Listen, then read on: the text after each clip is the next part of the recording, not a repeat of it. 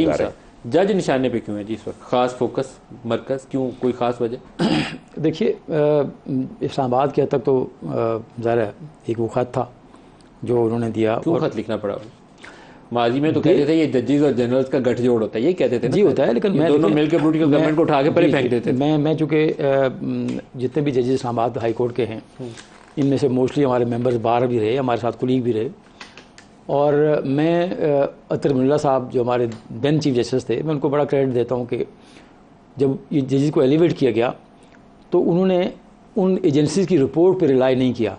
उन्होंने इनके personal credentials को, इनके जो अपराइटनेस थी उसको देखा, और इनके जो प्रोफेशनल जो उनकी अप्रोच थी उसको देखते हुए उन्होंने ये जजेस एलिवेट किए।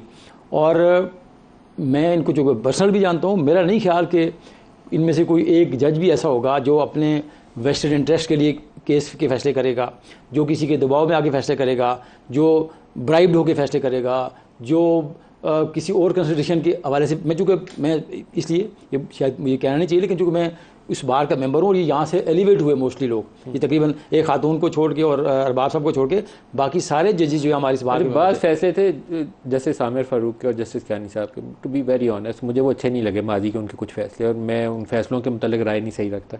लेकिन अभी मुझे लगता है कि सब जज एक ही जगह पे खड़े हैं, यूनिटी है उनके अंदर। वो जस्टिस आमिर फारूक भी साथ खड़े हैं, जस्टिस कियानी सबसे ज़्यादा दबंग लगते हैं। हालांकि उनकी बात फैसलों के ऊपर मेरी बड़ा तनकीद थी, मुझे लगता था ये सही फैसले नहीं करो ना कि आज भी ज़रूरी नहीं है कि जो जज फैसला करे वो दुरुस्त हो, 100% दुरुस्त हो, लेकिन ये हमारा जो एडमिनिस्ट्रेशन ऑफ जस्टिस का निज़ाम है इसमें you have to go down.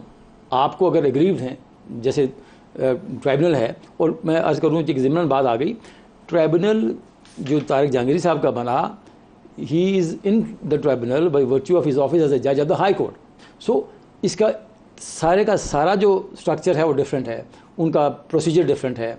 और जैसे आपने भी पॉइंट आउट किया कि may be in future in petition में से कोई या इलेक्शन कमीशन को रिक्वेस्ट करे कि सर चीफ जस्टिस को कि सर जो बाकी केसेस हैं, जो साइंड केसेस हैं, वो इनसे फॉर द टाइमिंग जब तक ये ट्रिब्यूनल का फैसला नहीं आता वो आप उनको ना करवाएं। और दूसरा एक बहुत अच्छा जो 17 का एक्ट था, इसमें एक बड़ा सेल्फ मैकेनिज़्म उन्होंने डेवलप किया कि 180 डेज़ का टारगेट डेट उन्होंने दी, उसमें उन्होंने कहा कि डे टू डे हियरिंग होगी। तो आप देखें ना, ये अगर हम उनसे गिला करें कि जी why you are doing it on day to day basis, ये मैं समझता हूँ कि हमें उन लेजिस्लेचर से बात से गिला करना चाहिए। लॉ के अंदर आप में प्रोवाइड किया, सिर्फ लॉ ये कहेगी कि 1 लाख रुपया कॉस्ट क्यों डालते हैं, और ये कॉस्ट जो आप बात कर रहे थे जो हिसाब से, ये रूटीन का मामला है, कोई एज वो नहीं होता कि जी कोई बताने के लिए कि जी कि कोई बहुत बड़ी बात हुई, रूटीन में करते हैं जी, आपकी पिटीशन लेट है, आपको ये कॉस्ट डालते हैं। तो गुजारिश भी ये है कि वो ट्रिब्यूनल में अगर कोई गिला हो सकता है तो वो लॉ गिवर से हो सकता है जिन्होंने दिया कि जी आपने क्यों 180 डेज दिया।